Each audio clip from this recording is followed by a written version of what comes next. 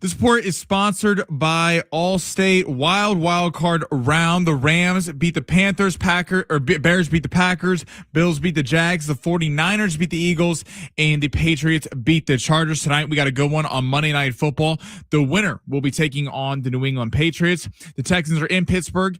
Houston is currently a 3-point favorite with the point total set at 38.5. That game is going at 5:15. Wish you could save on home insurance. With Allstate, you could easily save and get quality protection. Yep, it's a win-win. So what are you waiting for? Check Allstate first for a quote today. You're in good hands with Allstate.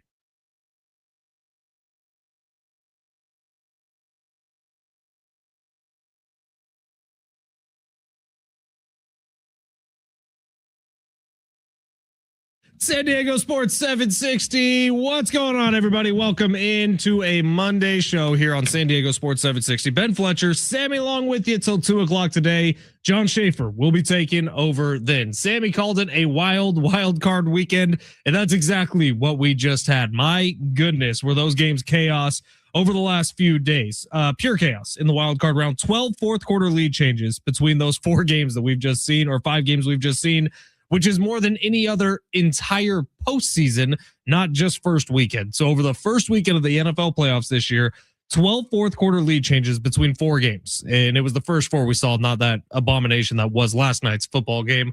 But an excellent weekend, which we saw the Rams advance with a win over the Carolina Panthers that the Panthers did not make easy on the Los Angeles Rams. We saw the Chicago Bears advance in a game against the Packers where they were left for dead. That was a 21-3 game at one point between the Bears and the Packers. And this guy, me, Fletch, on the basketball pregame show for the Aztecs, when the Packers scored that touchdown late to Matthew Golden, I said that was the nail in the coffin for the Chicago Bears. And man, was I wrong, because the Bears stormed back and Caleb Williams puts together a performance of a lifetime to beat the Did Green you say Bay that Packers. on the Aztecs pregame show? I did. I said that may have Good been for the you. nail in the coffin, and Brent's reminded me about it 25 times as the Bears came back to win that game.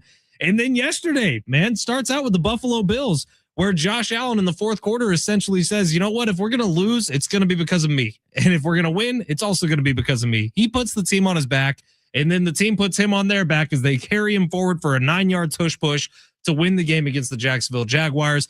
And then was there another game yesterday afternoon, Sammy? I don't know. I don't really remember what happened like from 12:30 till like 4 o'clock yesterday. Your boys look good. I got to give Brock Purdy a lot of credit in that game. That's right. The San Francisco 49ers did play. It was against the Philadelphia Eagles, and the Niners get that win. Now, I shared an image with Sammy of what I was doing during this 49ers Eagles football game. And maybe we could post it at some point when Sammy gets the computer working, because currently it's not. Yeah, our computer decided to take a crap on one of the biggest days of the year. It's all good. We will survive. We will power through. But I was actually in a child's play, my nephew's play, Shrek the Musical. I wish I could tell you all about Shrek the Musical. I honestly cannot, because I was staring at my phone for the entire time alongside my brother-in-law. No one there could tell you about Shrek the Musical after watching a child's play. I'm assuming it wasn't bad. My wife seemed to have a good time, but my brother-in-law and I were locked into the 49ers and Eagles game, which was chaos in its own right. So we'll kind of take you through all these games throughout today. But I did want to start with what happened last night on Sunday Night Football, because, man, I really thought the Chargers were going to have a shot in that game. And it's not like the Patriots went out there and had some dominant game plan that they were just going to implement and offensively blow the doors off of the Los Angeles Chargers. No, that wasn't it at all. The Chargers just could not move the ball on offense, and Justin Herbert could not avoid getting sacked. It was a putrid game plan, and the Chargers OC has already been fired today. But it's new city, same old Chargers, I guess, because man, oh man, was that ugly. You would not have thought that was a postseason football game by watching the Chargers and the Patriots. Neither team looked great. The Patriots just made a bunch of field goals, and the Patriots advanced. The Chargers heading home once again. Well, who you put that game on? Because it's tough. Because it's like the easy thing to do is come on here and kill Justin Herbert, and I don't think it's fair. I really don't. Now, I get the playoff record is 0-3, and it is what it is. He had the blown game against Jacksonville, had the game against Houston where he performed really badly in that game last year where he threw 4 interceptions. But this game, it's hard to kill Herbert. Now, did they miss throws? Yes. Was the offense awful? The offensive line was terrible. They gave up 6 sacks. They had 11 quarterback pressures. They were in the backfield the entire night. But on the flip side, if you would have gone, hey, the Patriots will score 16 points, you're like, oh, the Chargers probably win that game. I put this, though, everyone's coming at Justin Herbert today. This is Harbaugh's fault. Like, Harbaugh in 2 playoff years as an offense has scored 15 total points. 3 last night, 12 against Houston. And knowing that you literally have the 32nd ranked offensive line in football, why you were having him drop back pass, not getting the running game way more involved. What happened to quick hitters? Like, that's what Keenan Allen, that's what he does. This is what Keenan Allen has made a career off of, is these short little slant patterns, check downs, being a possession catch receiver. Ladd McConkey, this is what a lot of the receivers do. And I get it. Did Herbert play his best football? No, but he's running for his life the entire time. And if I'm a Charger fan today, I'm sitting there going, wait, I thought Jim Harbaugh was the answer. I'm not saying Jim Harbaugh's a bad head coach. He's a good head coach. Look at the turnaround the Chargers have done. But knowing your offensive line was completely taken apart, that was supposed to be coaching. Like, I'm going to give your Niners credit. Look at what Kyle Shanahan has done. Kyle Shanahan has taken a team where 2 of your biggest defensive stars hurt.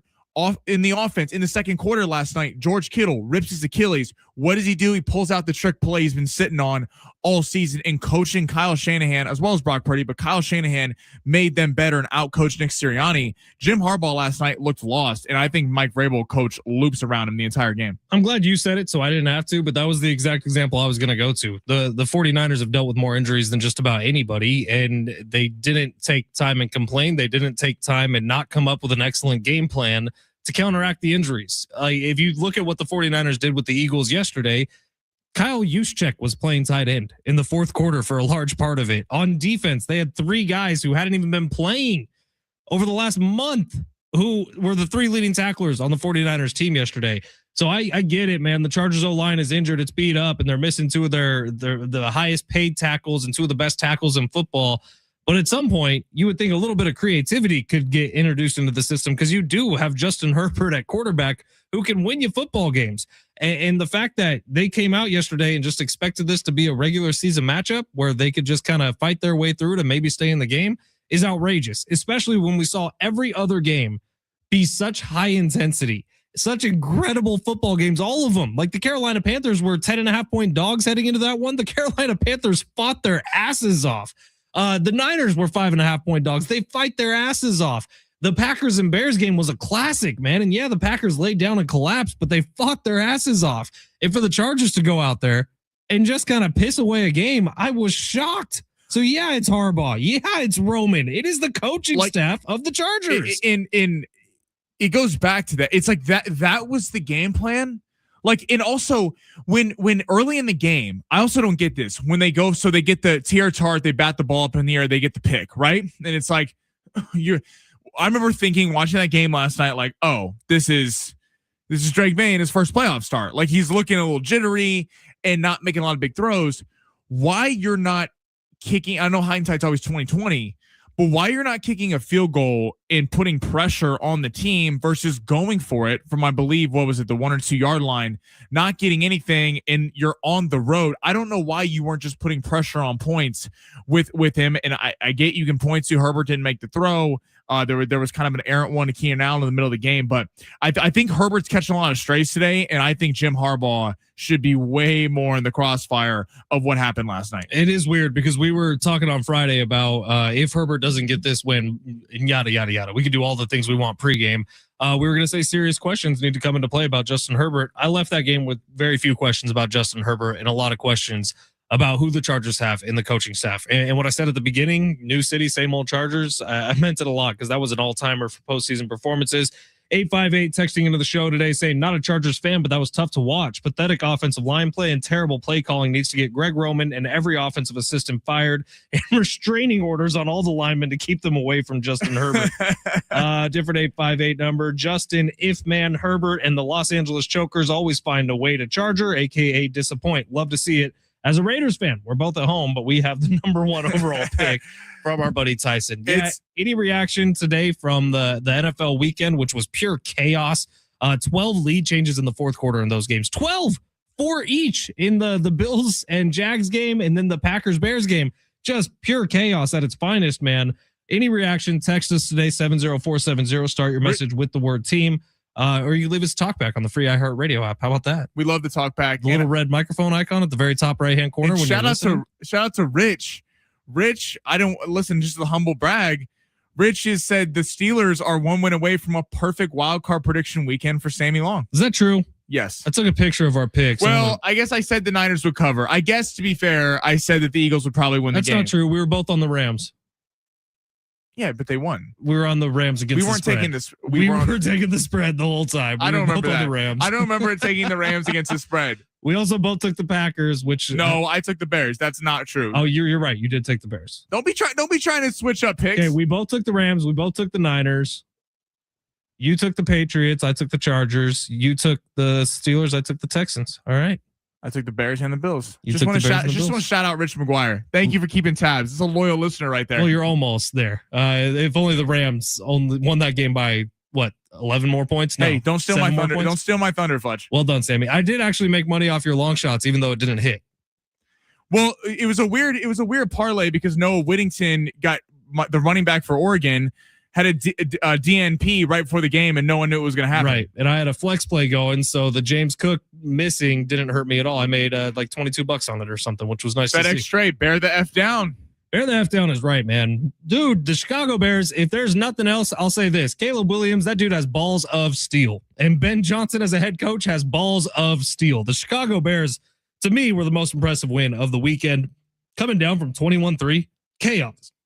Love to see it. All right, do we have a big three open or anything? We don't, but we'll just do a big three. Okay, let's rip it. What's number one? All right. So we kind of got into it in the first little bit, but does Herbert deserve the most blame for the Chargers loss? And where do you put Herbert in a quarterback tier hierarchy? Does it change after the game last night? He's got to fall out of the top 5 to me. If I had him in there before, which I'm not 100% sure I did, but he has to fall out of the top 5 to me because the offense was so pitiful. And but you had him in top 5, it would have been like him and Stafford hovering around that 5 mark. Okay.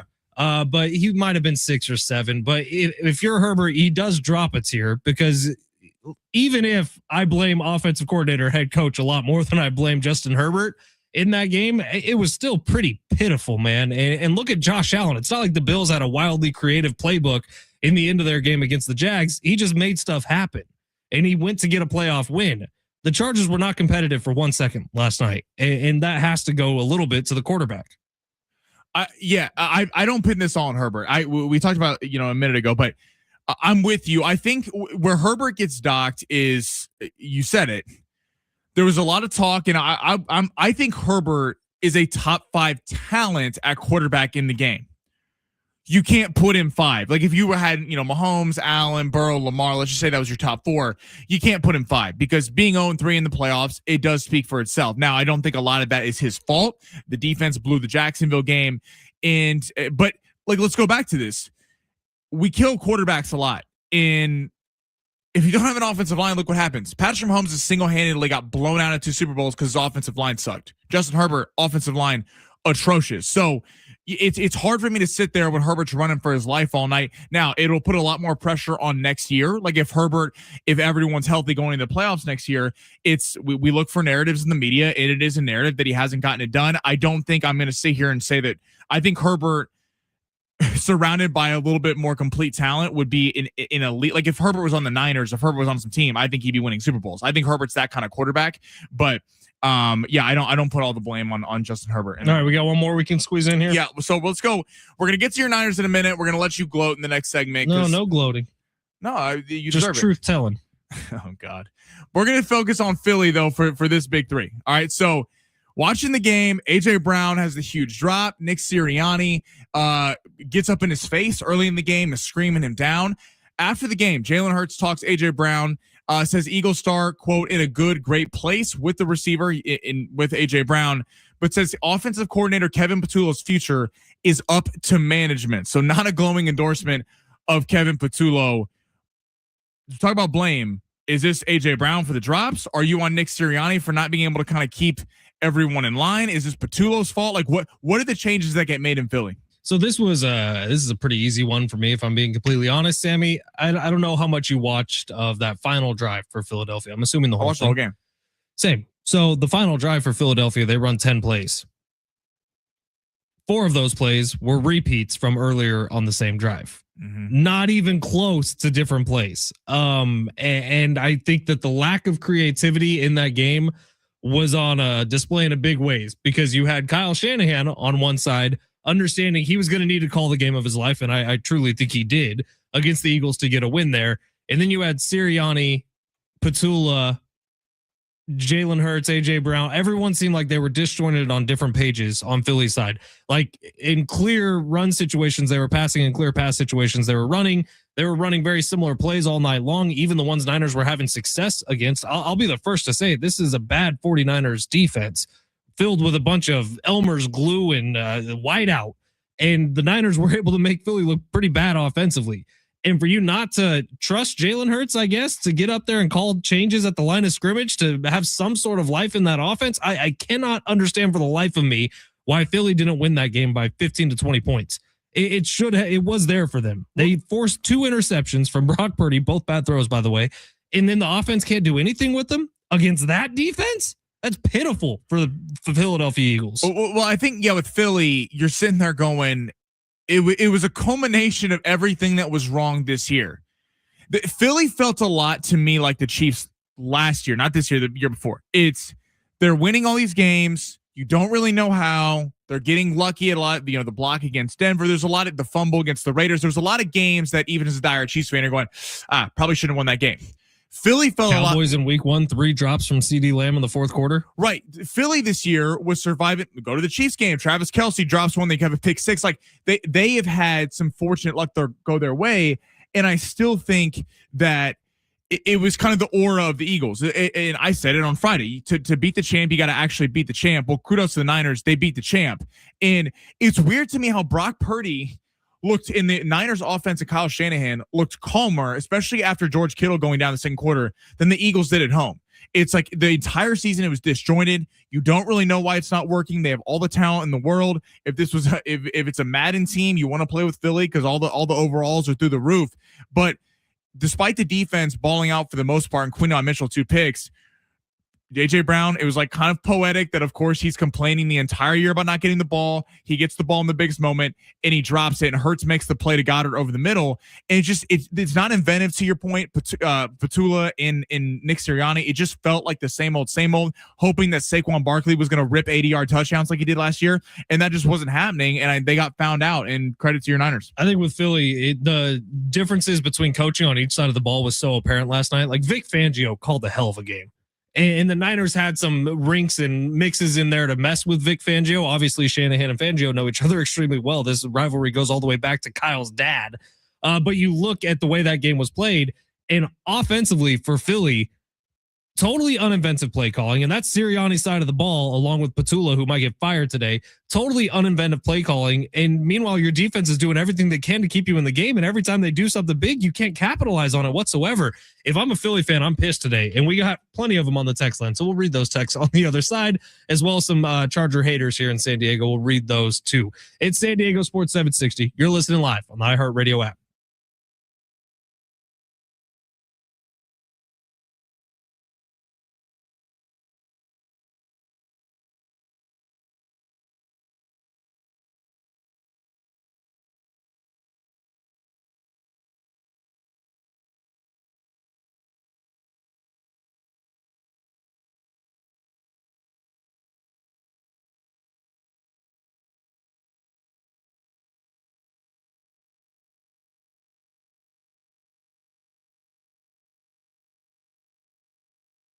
Hey, it's Fletch for Valley View Casino and Hotel. Look, this upcoming Saturday, we got some big football games. Well, maybe the best place in the world to watch those big football games is at Valley View Casino and Hotel, especially because this Saturday night, January 17th, is their $100,000 great big cash giveaway. You can be one of 500 guests to win your share of $100,000 in cash, and all you have to do is play your favorite slots or table games on Saturday night, January 17th, from 4 p.m. to 11 p.m. for your chance to win. While you're there, don't forget to join the Players Club. Signing up is always quick, easy, and free. Plus, right now, when you join the Players Club, you're going to receive over $200 in free offers to use at San Diego's favorite casino. So if you're looking for a spot to watch some football, they got some big old TVs at Valley View Casino and Hotel. And if you're there and if you're playing slots and table games with your player's card, you can win your share of $100,000. When you sign up for the player's card, you are going to get free offers to enjoy instantly at Valley View Casino and Hotel, including $10 of more play. That's free slot play, $10 of match play, $20 to the Black and Blue Steakhouse, $10 to Patties and Pints, and the list goes on and on. The more you use your Players Club on all your favorite slots or table games, the more rewards you're going to earn, like complimentary dining, free hotel stays, luxury gifts, and invitations to exclusive events and more. So don't miss out. Visit Valley View Casino and Hotel this Saturday, January 17th, for their $100,000 great big cash giveaway. And join the Ultimate Players Club to get over $200 in free offers today. To learn more, visit valleyviewcasino.com. All guests 21 and over are invited to enjoy the casino, hotel, and restaurants.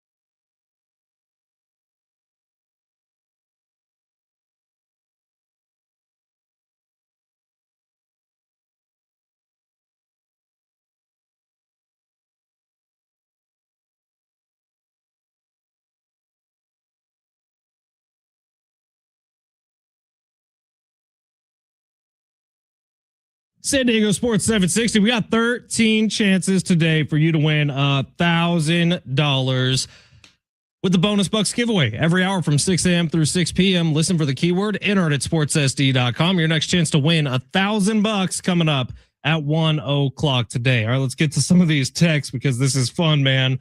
All right. 619, as an ex-San Diego Charger fan, I can't remember a game I loved as much as last night's game. F.U. Spanos. All the other games were great and exciting. 484, Kevin Petula calls games like a 12-year-old in Madden. Yeah, lots of mesh concepts with old Petula out there in Philly. Pitiful, really. 619, too bad A.J. Brown doesn't catch balls with his mouth. It's always open. Yeah. Very funny. 615, please give us a 2-minute and 30-second warning before you read the Crying Eagles fans text so we can push the popcorn button on the microwave. Well, we'll keep reading the Crying Eagles text. 615, keep them coming in. 70470, start your message with the word team. 484, Eagles fan. Missy Elliott botching an extra point early in the game was murder. He makes that we can kick a field goal and force overtime. Jags lost by 3 and gave up an early 3. Coaches don't take points off the board in the first half ever. Makes you chase late in games. That is a great point. So it makes sense. Like we're going to get to the Bills Jags game and the Bears Packers game, everything that happened. But the Bills Jags game, Josh Allen deserves all the credit in the world. He was unbelievable, especially with his receivers going down. Shavers gets hurt in that game. Gabe Davis gets hurt in that game. James Cook was really nowhere to be found in that against the number 1 rush defense in the NFL. And Josh Allen came through at the end of the day. Liam Cohen, this is what it's like when you're a first-year head coach in the playoffs. You give up when Ray Davis fumbles on the I believe early in the second quarter, late first, and you don't take the points. You would have gone up 10-3. And you end up going for it. Lawrence doesn't get it. Then Little misses it later. And look what happens. You leave Josh Allen an opportunity, who's the best player on the field, to go win the game. You expect that from Liam Cohen. This is where Philly fans get frustrated with Nick Sirianni. It's like Nick Sirianni has been to 2 Super Bowls. Nick Sirianni, it's like he doesn't win on the margins. And there wasn't something that egregious in that game. But even let's go to the 4th and 2 at midfield. The Niners at that point weren't running the football. Hadn't really done anything, and yet you want to give Brock Purdy and them a short field. Stout makes the great play on the sideline, and bats the ball down. Like it's like Nick Sirianni is constantly trying to prove to everyone why he's a great head coach, and it completely backfires because I don't see it from Nick Sirianni. I kind of think that Philly went into that game thinking that they were just going to dominate because the Niners were so injured. And I think they thought, well, they're without their entire defense. We should be able to score pretty easily. And Vic Fangio's got the defense under control. I honestly think that's what it was. And I think they got surprised a little bit. Can we hear a talkback, Sammy? We got our buddy Handyman Matt jumping on the free iHeartRadio app using the talkback mic, which you can find in the upper right-hand corner of the screen while you're listening to San Diego Sports 760 on the free, always free, iHeartRadio app. Let's hear from Handyman Matt, who's a diehard Eagles fan. All right, Fletch, Handyman Matt here. Congratulations are in order. I've been torturing you for weeks. I'm going to have to eat some crow. You guys played a hell of a game. Kyle Shanahan is a much better coach than Sirianni and definitely better than Kevin P. He's been flipping burgers. Blue Monday for me, but congrats, my friend. Ugh. It didn't need to be said, but I'm glad you said it, Handyman Matt. Hey, I got a lot of respect for you, just not your football team. But we'll see you next year. Have fun in Cancun. I got to give your boy Purdy credit because I've been critical. I got to get, I'm very fair. I've been critical of Brock Purdy for not showing up in big moments. I've said in the past that I don't feel like he elevates the team because the team is so good around him and Kyle Shanahan's a great head coach. But I got to give Purdy a lot of love for what he did yesterday. I think him throwing the 2 awful interceptions was actually more impressive in a weird way because it wasn't all going right. Like we've seen Purdy be money when everything's flowing, the offense is on fire. I think the fact that the offense wasn't great, the running game wasn't going, and yet at the end of the game, kind of what we were just talking about, Purdy in the Niners offense, after losing Kittle, looked more composed down the stretch than the Eagles with everyone. And the crazy thing with the Eagles is Saquon at 106 yards. Yeah. Like it wasn't like they couldn't run the ball. Like they had their guys going. Purdy, I thought was very poised at the end of that game. I give him a lot of credit. He certainly elevated the team against the Eagles when they didn't have everyone on offense and defense. I got to show your boy some love because that was impressive. Yeah, we're going to get off this game in just a minute. So Eagles fans, you can keep listening to the show. We'll move over to different games. The most impressive part of the 49ers to me was the defense yesterday and how Robert Saleh had them ready to go. Because you look at the top 3 tacklers in the game yesterday, Garrett Wallow was on the Broncos for the majority of this season. They cut him 3 weeks before the end of the year. So he spent, a month with the 49ers, if that? He was starting at linebacker for them. He was the leading tackler in the game. Eric Kendricks, who's been a journeyman around the NFL, has been an excellent lineman his entire career, but he's in year 11, has literally been with the team for a month. He was the second leading tackler on the team yesterday, playing linebacker for a core linebacking room that's started with Fred Warner, but they've gone through 5 since Fred in terms of injuries. And then Marquise Siegel, who was a high draft pick for the 49ers this year, started the season as a starter and then got benched after week 6, hasn't played since. He comes out, and on that big third down in the second half, he's the one who opened field one-on-one versus Saquon Barkley, got the tackle, which may have saved the game for the 49ers. So impressive work by Robert Saleh, who is definitely going to be a head coach somewhere next year. 5 interviews lined up, Sammy? Yeah, he's going to be, especially, he had interviews lined up before last night, and I'm sure it's going to be even more. Probably. But excellent job by him getting the team ready and for those guys stepping up. Like imagine that, Sammy. Imagine that moment where you're like, oh, I got to go start a playoff game for a team I haven't been with all year. What is that feeling like? It just felt like, again, back to your Niners and to your point about the Eagles kind of felt like they thought that they were going to roll them. Yeah. Everyone was betting them. And it just felt like the Niners had this kind of underdog were playing loose because everyone's so hurt. And they just kind of hung around. And Purdy made the big plays down the stretch that the Eagles offense. I don't blame Hurts though. I really put this more on Sirianni, Patullo, and AJ Brown. Deserves a lot of blame also. Did you hear Colin's analogy for that game? No. He said Kyle Shanahan was Chat GPT and Nick Sirianni was playing with crayons. Colin. I don't know. Colin's a huge Niner fan now. All of a sudden, he loves Brock Purdy. He's been pooping on Purdy for the last 3 years. And now all of a sudden he's a huge Brock Purdy fan. All right. San Diego Sports 760. Quick break here. Packers Bears next. Maybe the most chaotic game of the entire weekend. Sammy's boy, Caleb Williams, is getting it done, man. Let's talk about it. San Diego Sports 760 live on the iHeartRadio app.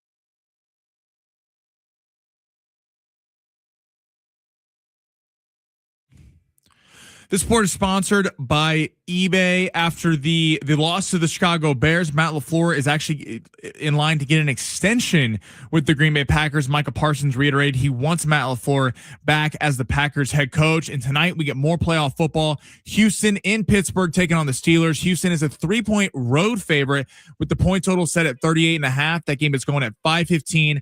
The winner will be traveling to Foxborough to take on the Patriots. Imagine what you can find on eBay, like a rare hologram trading card that you become totally obsessed with, shiny like the designer handbag of your dreams.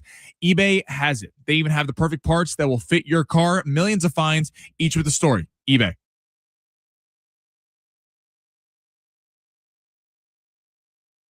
San Diego Sports 760, Ben Fletcher, Sammy Long with you till 2 o'clock today. Our friend Lori on YouTube saying it was a great weekend, Rams win, and I got to go skydiving for the first time. Whoa. Lori, we're going to need you to do us a favor, all right? Open up the free iHeartRadio app, listen to San Diego Sports 760, leave us a talk back using the words that you were screaming as you were falling out of a plane for the first time. I would love to hear that, and we'll play it at the end of the show today, coming up at 1:45.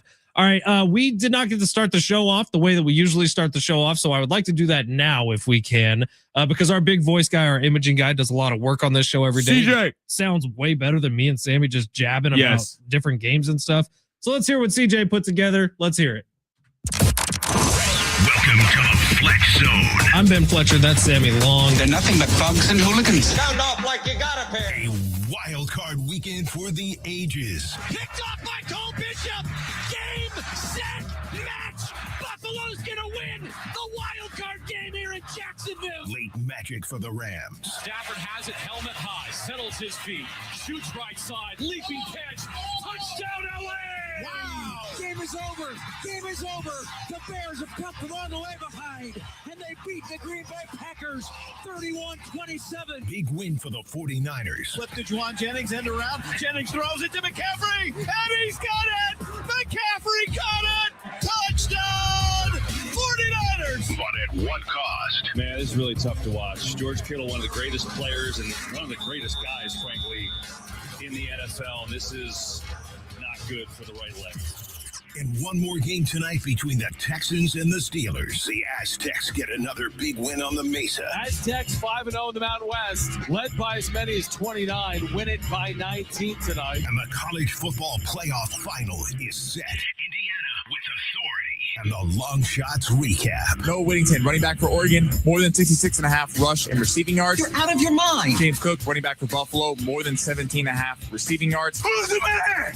Who's the man? Justin Herbert, more than 5 rush attempts. I must have done something right in the previous life. Keyshawn Boutte, more than 20.5 receiving yards. You get used to it. Now let's get the week started from the San Diego Sports 760 studios inside the Fletch Zone. Did CJ just give you a bunch of credit that you don't deserve, Sammy? Because Well, James Cook did not cover. James Cook didn't come through. Whittington was a scratch because he didn't play, and Boutte and Herbert came through. By the way, I don't want to hear stuff from you. Why? Because you picked, I let you do a 3-leg parlay as a special on Friday edition of Long Shots. This is what you came up with. Really 2 picks because you took 1 free Caleb Williams squares. That doesn't count as a pick. And you went 1 for 2. So I don't want to hear from you about me missing picks. Yeah, that's fair. All right, we'll have a new Long Shots coming up in about 10 minutes, 12:45 today. Sammy's going to make us all some money maybe on tonight's Monday Night Football game. That's not a Monday Night Football game, but it should be a fun one tonight between the Steelers and the Texans. All right, I do want to talk about this Bears-Packers game, which was pure chaos. Green Bay jumps out to a 21-3 lead. Jordan Love looks great. The offense looks good. Caleb Williams is really, really struggling, throwing interceptions in the first half. And then the second half happens. In this game, which I'll be honest, for a large part of it, I was doing the Aztecs pregame broadcast, and I had a big screen in the courtyard of Viejas Arena that was sort of down at the quad level, which was playing the game. And every time I looked up, Caleb Williams was doing something special. There is a lot of credit that needs to be given to the Chicago Bears today, and I think Caleb Williams deserves a lion's share of it, and Ben Johnson. Those dudes in the third and fourth quarter, the way they fought back into that game, every single time Green Bay did something, and even when Green Bay scored that touchdown to Golden near the end, I thought it was over. I thought it was done for. I was like, yeah, it was a cute comeback, but that's about as far as this one gets. Chicago answered it again. And the clock management, the game management from Matt LaFleur was absurd and bad in that game, and all that's true. He left the door open, and Caleb Williams and Ben Johnson broke through that door, broke down that door.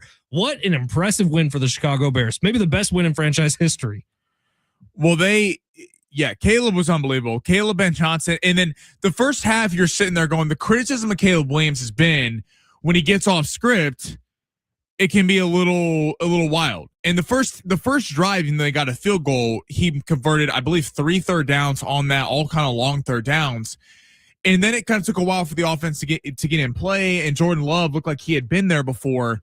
And the Matt LaFleur and them were kind of were taking it to him in the first half. But the second half, it's impressive how they stayed composed despite the fact that they were at home and had all these expectations and were about to get blown out. They're about to get blown out, and everyone's going to go, see, they were frauds. They really kind of just went on a little bit of a heater down the stretch, and it benefited from a soft schedule. But just impressive. Like Caleb Williams, I mean, I've been on it. His talent's through the roof. It's fantastic watching him excel. You see what happens when you get a real offensive-minded head coach with Ben Johnson. I think this is a lesson to all the head coaching openings. Like, this is not a shot at Jesse Minter, the defensive coordinator for the Chargers. He's fantastic at what he does, and he has them as one of the best pass defenses in the league. But he's interviewing with the Raiders today. Like, in a league that's moving to the offense, if you have a head coaching opening, why are you getting a defensive coordinator as head coach? Especially if it's a young quarterback who you have growing up, and where we expect Mendoza is going to be the quarterback of the Raiders next year. Why would you pair him with a Jesse Minter? If you have a Matthew Stafford and you're like, you know what, we believe that Matthew Stafford can, obviously McVay is the coach, but I'm saying if they had an opening, you're like, I get it. We're going to run the defense. Stafford can run the offense. But you see what happens when you have a quarterback-friendly head coach who makes it easy for him.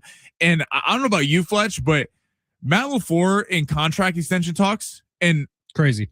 I don't get that. Like, Matt LaFleur's a good head coach, but he also has been in the 7th seed each of the last 3 seasons. His only win was against Dallas, and then he lost to your Niners the next round.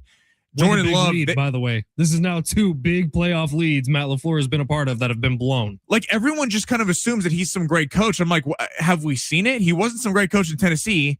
He hasn't won in Green Bay. Now he gets the excuse of Parsons isn't there, but again, a lot like the Chargers, like at some point you actually have to like go win a big game. And Green Bay, I'm surprised that I think it's maybe due to the lack of candidates on the free agent head coaching market. Like maybe they don't think that they're going to get John Harbaugh, and that could really looks like the only clear upgrade. But I'm surprised he's getting a contract extension after losing to your division rival in a game you were favored in. It's shocking to me, really. Like Matt LaFleur probably needed to be fired. That was the only one. Like if McDermott would have lost that game, I probably wouldn't have been saying McDermott should probably be fired after this, even though it's been years of him losing in the postseason. But LaFleur has proven exactly nothing in his tenure as the Green Bay Packers head coach. Our guy FedEx Trey, who we know is a big Bears fan, says, if you don't like what my coach said after the game and you're okay with Aaron saying that he owns the Bears, you're a hypocrite and a sore loser. Double down on it. F that team up north. Did you see Ben Johnson was heard in the locker room? I loved screaming F the Packers. I loved it. And then today, when he was asked about it in his media availability, he said, yeah, I really don't like the Packers. Well, why should he sit there and pretend like he likes the Packers? The fan bases hate each other. Ben Johnson's about to get himself a 10-year extension with the Chicago Bears. And I think Bears fans, correct me if I'm wrong, you'd all probably sign up for that immediately. I love in any sport, like not to talk baseball, but why do people love from afar, unless you're a Padre or Dodger fan? Let's just say you're neither one. People go, oh, wow, I want to tune in Dodgers Padres. Because it's fun. They hate each other. The fan bases hate each other. The players hate each other. The managers.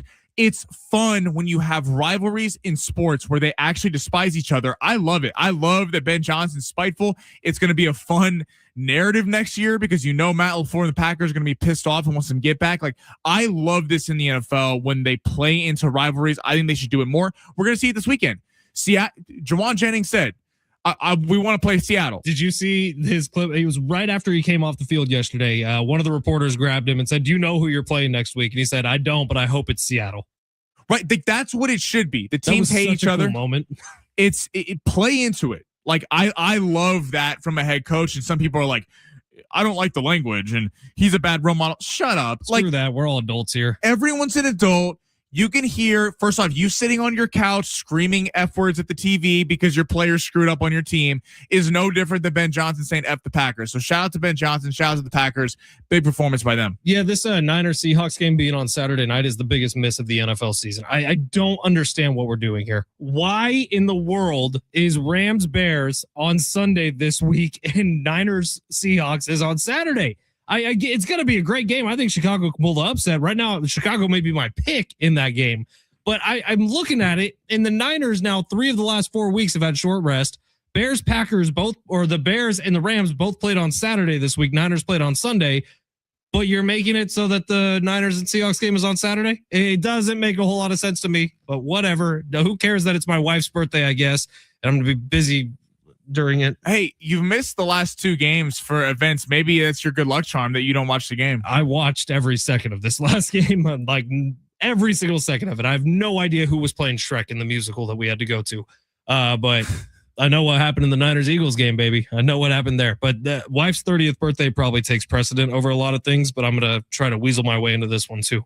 I got to come up with a good game plan, Sammy. Good game plan is what's needed here. We got a little staycation. I booked us a room at a nice resort, and I got to figure out how to disappear for 4.5 hours. Does anyone have any ideas? You're going to pull a little Houdini act? That don't involve just drugging my wife, because that might be what it comes down to. I don't know what to do, but I need to disappear for 4 hours. See, when you're single, you don't have these kind of problems. You just book your week according to NFL games.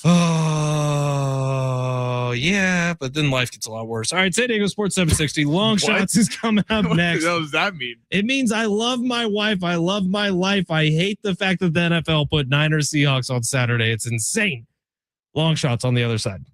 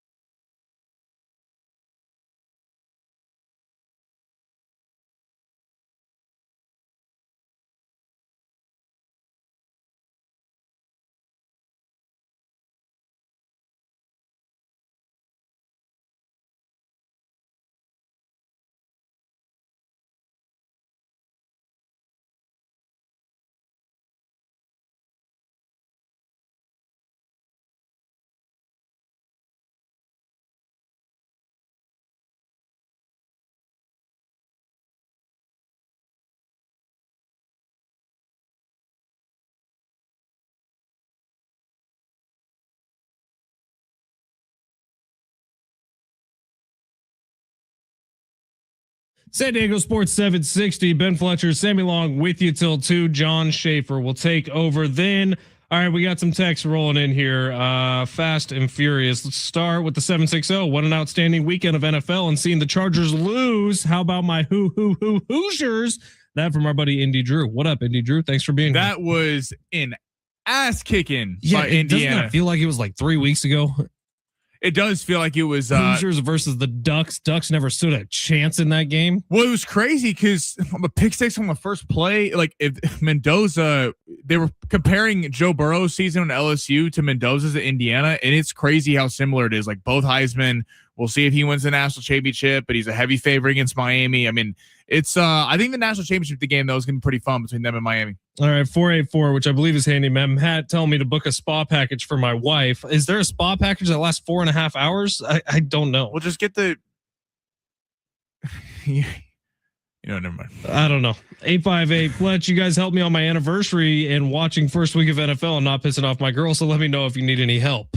Yeah, any advice would be good. 858. Hey, I remember that. That was it when we were in Vegas. Yeah, this is it's my wife's birthday this Saturday, and for some reason the NFL decided to put the Niners Seahawks game there. I think the NFL just hates me, is what I think. 484 Friday dinner, Saturday massage, facial, mani, pedi, all conveniently scheduled during your game. Yeah, I'm just gonna go into debt to be able to watch. I think. I think she'd be happy to get away from you and just get a massage. She's not gonna be like, "Oh no, I miss my husband." No offense. Just she's gonna be very happy that you went the distance to do it. So here's what I'll say. I'm not gonna say the name of our hotel that we booked, but we are in North County. Does anyone know any sports bars that would be good to watch in North County? You could ask your co-host who happens to live in North County. You're in RB. This is a little further north. Bro, I got you. Where do you think we all hung out when the 18 plus casinos when we weren't 21? I'm really stressing about this if I'm being completely honest. Maybe I just ditch and go to Valley View for the whole afternoon. There's a $100,000 giveaway at Valley View this weekend, by the way. During the football games, you can go up there as long as you're playing with your player's card. You might win a share of $100,000 at Valley View Casino and Hotel, the best casino in San Diego. All right, Samuel, let's get to long shots for today. We got an excellent Monday game between the Steelers and the Texans. Go ahead, smash it. in 5, 4, 3, 2, 1. You looking for some luck? Want to win big? Gotta play big. You are so money, you don't even know it. Time to take a chance. Pay that man his money. With long shots. All right, let's see what I got here. Are you going all NFL? Well, first off, the technical difficulties are through the roof today. It's unbelievable. It's okay. We survive and we overcome. What happens when, I don't know, your linebacker gets hurt right before game time, Sammy? You got to adjust. Player, next man up mentality. In this case, next computer up mentality. All right, so right now I have a 4-legger. I think I'm going to take it down to a 3. I got 2 NFL picks and 1 NBA because to hit a 3-leg same game parlay can be tough. Now, there is an Aaron Rodgers. Oh, God. You see that text line's going crazy right now. Go, whoa. Whoa, text line. That's beautiful. But okay, so there is a free discount for, I believe, a half passing yard on some of these for some of you guys for Aaron Rodgers. Starting with the NFL, Pittsburgh, Houston, fun game tonight. DK Metcalf, more than 55.5 receiving yards. People might go, Sammy, what? You're going against Derek Stingley in that pass rush with Daniil Hunter and Will Anderson? DK Metcalf has missed the last 2 games, and the team was almost eliminated from making the postseason because he wasn't there. The only shot Pittsburgh has to win this game offensively, from an offensive perspective, is the Aaron Rodgers to DK Metcalf connection works. Now, they popped off in the first game against Baltimore. That was kind of the first time this year that we saw the connection really kind of come together. The Lions game where Pittsburgh got that crazy win. Remember Amon-Ra? They were a yard short. He really, really excelled in that game. Then he punched the fan because the fan said some awful things to him. And then he missed the last couple games. I think DK Metcalf, the number is depressed right now, 55.5, because of the Texans defense. I think they're going to find ways to get him the ball. And at the very least, Aaron Rodgers is going to, at some point in this game, and Vegas is telling you Houston's a 3-point favorite. They're going to be playing from behind. They're going to give him some go ball opportunities. DK Metcalf, more than 55.5 receiving yards, also going to be very motivated. DK Metcalf. That's why we like more than 55.5 there. All right. On the Houston side of things, Woody Marks, okay, rookie running back out of USC, really has been fantastic for Houston all year. And CJ Stroud, it's funny. We don't talk about Houston this way, but kind of a similar type situation. Like, they don't have, outside of Nico Collins, the problem for Houston has been the downfield threat. Like, where has that gone? Because if you're able to double up on Nico Collins, you've seen CJ Stroud at times struggle. But what he has found as the seasons went along, Woody Marks has really become a receiving threat out of the backfield. Again, kind of like Pittsburgh, they have one superstar receiver in DK Metcalf, a superstar receiving running back in Kenneth Gainwell. Similar situation going on here with the Texans. Nico Collins, superstar receiver. Woody Marks has been a great receiving threat out of the backfield. His numbers at 9.5 receiving yards. I think he clips this easy tonight. Has a big game, more than 9.5 receiving yards. He's going to win. I know the Pittsburgh pass rush has been struggled at times this year. They're going to come through tonight. There's a lot riding on this game. They got everyone healthy. TJ Watt is back. He's going to need to get the ball out of his hands. More than 9.5 receiving yards for Woody Marks. All right, then we're going to my Lakers.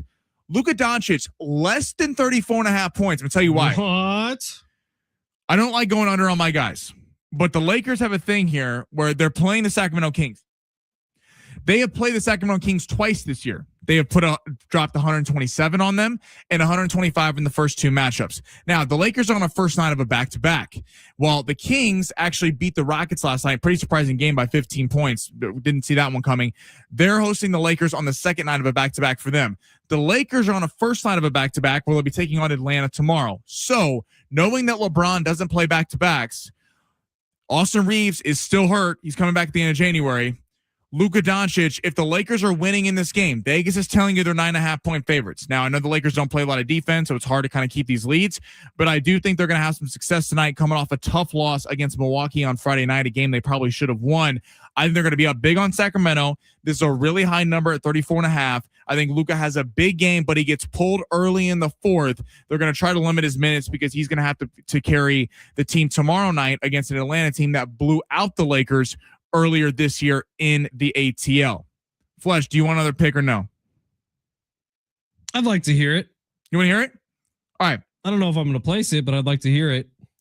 Keontae George, Cleveland, Utah, NBA pick. Keontae George, he's been very friendly to long shots so far this year. Keontae George has cashed multiple parlays for us. More than 22.5 points. Look, I get it. He's been struggling a little bit recently. He had 4 points in his last game, 17 the game before. But this Utah team, the Utah Jazz can score points. The problem is they don't play any defense. They lost Walker Kessler, one of the best young front court bigs in the entire NBA to start the year. Lauri Markkanen gets the headlines. Keontae George, former star guard out of Baylor. He had a really nice career down there in the Big 12 playing for the Baylor Bears. He has really ascended into being a superstar. He has played his best against the best competition. He has lit up the Lakers this year. He has lit up Boston, had 50 there. He has played really well. He had a really good game against Oklahoma City last week. I think against Cleveland, one of the better teams in the Eastern Conference, despite them not being the team we all thought they were going to be heading in this year. Cleveland is on the mend a little bit. I do think they will be a headache for people in the playoffs. Keontae George, a depressed number, more than 22.5 points. So to recap, NFL game tonight, DK Metcalf, more than 55.5 receiving yards. Running back Woody Marks for Houston, more than 9.5 receiving yards. Luka Doncic, less than 34.5 points. I think he gets benched in the fourth quarter because the Lakers are up big in this one. Keontae George, more than 22.5 points against the Cleveland Cavaliers. A lot of action going on now. 858 pointing out on the text line something that I noticed as well, but I am going to stick with Sammy. Woody Marks has not done that in the last 5 games. I know. And this is a complete matchup play. I understand what 858 is saying, but this is what Vegas wants you to think. Vegas wants you to go, oh, he hasn't done it in the last 5 games, so why would he do it in a playoff game? Things are going to change based on how the Pittsburgh defense is going to show up tonight. I promise you this. The point total is set at 38.5. Vegas is not expecting a lot of points in this game. Woody Marks is going to have a screen pass. D'Amico Ryan's going to scheme it up. I think he hits it. All right. Faith in Sammy. That's a 2025 New Year's resolution that we're carrying over into 2026. Be less humble was 2025. I think we're continuing be less humble. I think that's a life motto now. Mm-hmm. Put it on a t-shirt.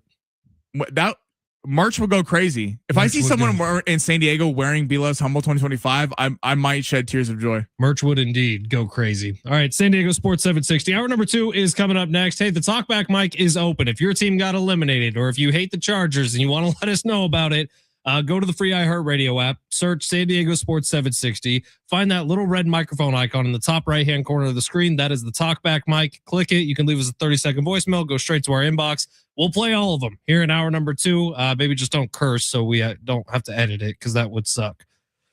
Hour number 2 coming up next. San Diego Sports 760 live on the iHeartRadio app.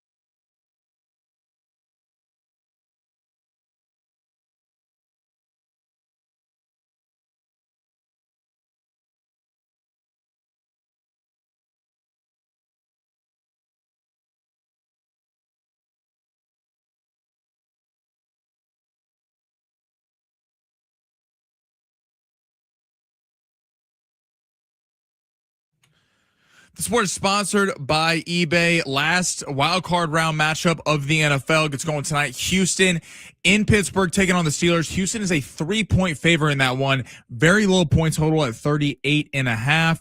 And that game will get going at 5:15. And the Lake Show are back tonight on the road taking on the Sacramento Kings. First night of a back-to-back. Lakers are 9.5-point favorites in that one with the point total set at 229.5. That game gets going at 7 p.m. Imagine what you can find on eBay, like a rare hologram trading card that you become totally obsessed with, shiny like the designer handbag of your dreams. eBay has it. They even have the perfect parts that will fit your car. Millions of finds, each with a story. eBay.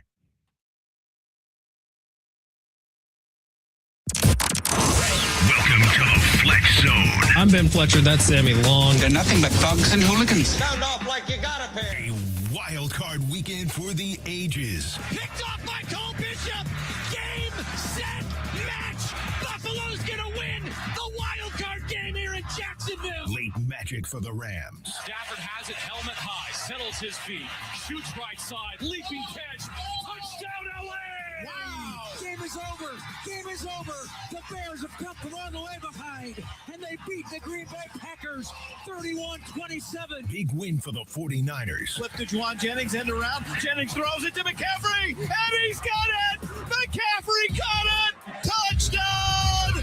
49ers! But at what cost? Man, this is really tough to watch. George Kittle, one of the greatest players and one of the greatest guys, frankly, in the NFL. And this is not good for the right leg. And one more game tonight between the Texans and the Steelers. The Aztecs get another big win on the Mesa. Aztecs 5-0 in the Mountain West, led by as many as 29, win it by 19 tonight. And the college football playoff final is set. Indiana with authority. And the long shots recap. Noah Whittington, running back for Oregon, more than 66.5 rush and receiving yards. You're out of your mind. James Cook, running back for Buffalo, more than 17.5 receiving yards. Who's the man? Who's the man? Justin Herbert, more than 5 rush attempts. I must have done something right in the previous life. Keyshawn Booty, more than 20.5 receiving yards. You get used to it. Now let's get the week started from the San Diego Sports 760 studios inside the Fletch Zone. Hour number 2. Let's get this thing going off the heels of an insane wild card weekend. You know, this weekend set a record in the NFL for the most fourth quarter lead changes in NFL history in the postseason. Not just for a wild card weekend, but an entire postseason. There was 12 fourth quarter lead changes over the first 4 games of the wild card round. That's more than any postseason in NFL history. So chaos was a brewing in the NFL playoffs. And it got me to thinking, and we're going to get to tonight's game in just a little bit. We already have people on YouTube weighing in on how they think tonight's going to go between the Steelers and the Texans, and we will get to it, I promise you. But it did get me thinking about especially the AFC side of the playoff bracket. Is there anyone more disappointed in how everything shook out than the Denver Broncos? Because the Denver Broncos, who fight for the 1 seed in the AFC, get the first week bye, and they get rewarded by having Buffalo walk into their stadium next week. That is a brutal draw. Right now, this is the first time ever. Obviously, a lot can change between now and Saturday and Sunday, but the first time ever that both teams with a bye 1 seeds will be dogs at home in Denver and Chicago. Or excuse me. Seattle won't be dogged. You think they'll be dogged? Oh, sorry, I messed up the stat.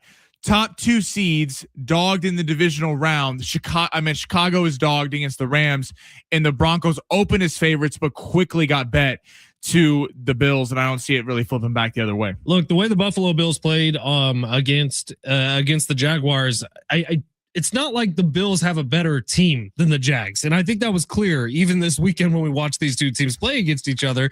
It's not like the Buffalo Bills have the roster that should be able to compete with the Jaguars. They don't, but it was exactly what Vegas was telling you. If that game didn't have Josh Allen as a part of it, the Jags would have been huge favorites. But because of Josh Allen, like if you replace Josh Allen with a good quarterback, the Jags would have been favorites, probably win that game by a lot. But the fact of the matter is Josh Allen is accounting for more points than we've seen in a long time. And Josh Allen is the reason if I was a Denver Bronco fan, I would be terrified understanding that is who's coming into my place as the 1 seed. Because look up and down the rest of the AFC. I would rather face anybody else in the AFC than the Denver Broncos, which is why the Broncos have to be pissed at the Chargers for the way that they just booted that game away last night against the Patriots. 858 said, hey, let's go Buffalo. Josh Allen's passer rating of 102.4 with almost 4,000 yards, 26 touchdowns, and 4 interceptions in 14 games in the playoff. The man does nothing but ball out in the playoffs. Got to give Josh Allen a lot of credit for yesterday because that was an impressive performance considering Shavers gets hurt in the game. Gabe Davis gets hurt in the game. You already knew his receiving core wasn't very good heading into the postseason to begin with. And I think if they get beat at some point, it'll be because of the receiving core because I still think they could really use a number one receiver. They could have had Jalen Waddle for a first round pick. They didn't give it up to Miami, but that was really impressive. They just kind of hung around. I think the Jags really messed up. I know hindsight's 2020, but not kicking that field goal when you have all the momentum. It's 7-3. Ray Davis fumbles on the kickoff, and then you get no points for that. So credit to the Bills. It was impressive. Josh Allen's a superstar. We know this about him. We'll see if he can go win 2 more road games, get to the Super Bowl. No, I was listening to Colin Cowherd a little bit earlier today here on San Diego Sports 760, and Colin talking about Josh Allen. Like, I feel like I really like me some Josh Allen, and I give him a lot of credit. Colin said 50 years from now, there's going to be grandpas telling their grandchildren about Josh Allen, and the grandchildren will think he's a mythical figure. Mainly because of that 10-yard tush push that they had last night. It was like 1st and 10 from the 11-yard line, and the Buffalo Bills. No, it was fourth down. It was 4th down, 4th and 1 from like the 11-yard line. And the Buffalo Bills pick up Josh Allen and run him all the way down to the 1-yard line. It was a crazy play, man. It was one of those you kind of have to see it to believe it. And then they score the touchdown the very next play, which at the time I was like, oh, you just left way too much time on the clock for Jacksonville to. It actually helped them that they were ruled short. If you were Jacksonville, you wanted them to get in before because you could have saved that timeout. Right. I like Josh Allen seems like a good dude. I've been critical of Josh Allen, the way people portray Josh Allen. He's an unbelievable player. And I've talked about his playoff shortcomings, although his stats unbelievable. I've said ad nauseum about Burrow and Mahomes and some of those guys, but that was impressive yesterday. I mean, if he can go into Denver against arguably the best defense in the NFL, this game, we're getting to it more later this week. You know, we got a lot to still break down from the weekend, everything, but like the storyline of the best defense versus Josh Allen, who has no receivers, and James Cook didn't play very well against that team. They can't, and the Bills defense can't stop a cold in the run. ETN went all over that defense and Trevor Lawrence. It should be a fun matchup. See if Bo Nix, who can play better, Bo Nix or Josh Allen. Yeah, man, I was bummed to see Tyrell Shavers go out with an injury, Gabe Davis go out with an injury, but Tyrell Shavers, San Diego State legend. He was really, really good as an Aztec, and to see him go out hurt. Well, that's what's crazy. It's like the game plan literally, Josh Allen got beat up in that game. Yeah. Head injury in the first half, hand injury in the second half. He's already dealing with an ankle. He was messed up. That's what, if I'm Denver, I'm trying to take away the run, because at some point it's like like literally who's left? It's Shakir and Kincaid. Like that's the guys who you're trusting.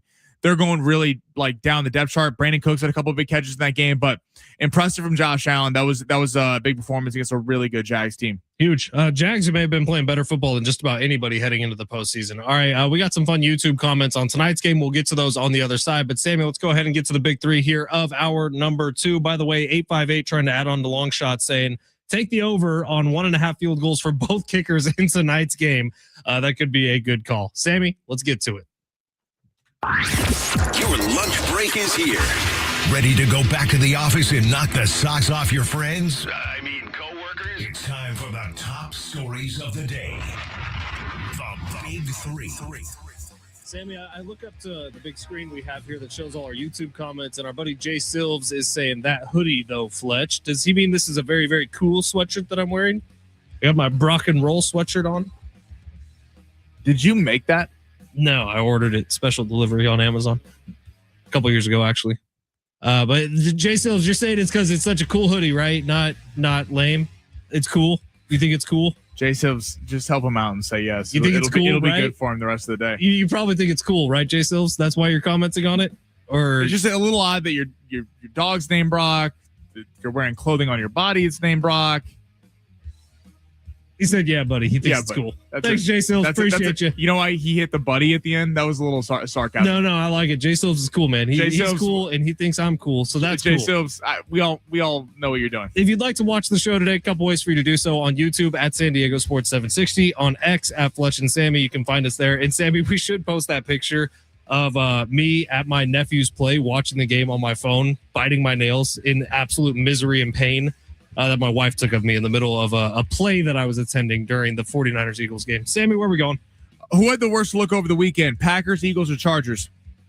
That's a great question, man. The initial gut reaction I know is going to be for Chargers for a lot of people because they were never in the game to start. The Packers had an 18-point lead. An 18-point lead in the playoffs with all the momentum in the world. Even if Caleb Williams plays an excellent second half, you could make the argument that the Packers should have still won that game. All you had to do was keep pace. And the fact that the Packers threw on the e-brake and Caleb Williams and Ben Johnson, I used the expression earlier, it's like the door had a crack in it and the two of them just busted through the door. That's what happened. The Bears absolutely railroaded the Packers in the second half. I could not believe that the Packers let that game get away, and that's stuff that should get you fired. But Matt LaFleur apparently is getting more money. I don't really understand it. So the Chargers were bad, but I'm not going to say the Chargers because the Chargers had a glaring weakness. And I'm not making excuses for them. We talked in the first hour. I think people are destroying Justin Herbert today, and I think Jim Harbaugh should deserve a lot more criticism than Justin Herbert. Honestly, I get that Herbert's 0-3 in the postseason. He's had one touchdown pass in 3 games, and it's fair. It's becoming a narrative, and Herbert deserves some blame. I'm not saying he's innocent in this, but Harbaugh, really? Like that? The game plan was with an awful offensive line against a really good defense. Where was the quick hitting crossers? Like where was Greg Roman? Where was the running game? You drafted Amari and Hampton in the first round to kind of help Herbert out on the ground. I feel like you left Herbert out there to dry, going for it from when they got the turnover. I can't say the Chargers because they were still on the road. I'm going to go Philly. Like the Packers was bad. I picked the Bears in the game. I think the Bears made some critical mistakes early, which allowed the Packers to jump up to that lead. And it was bad. Like you had them dead to rights, 4th and 8. Caleb makes that unbelievable play.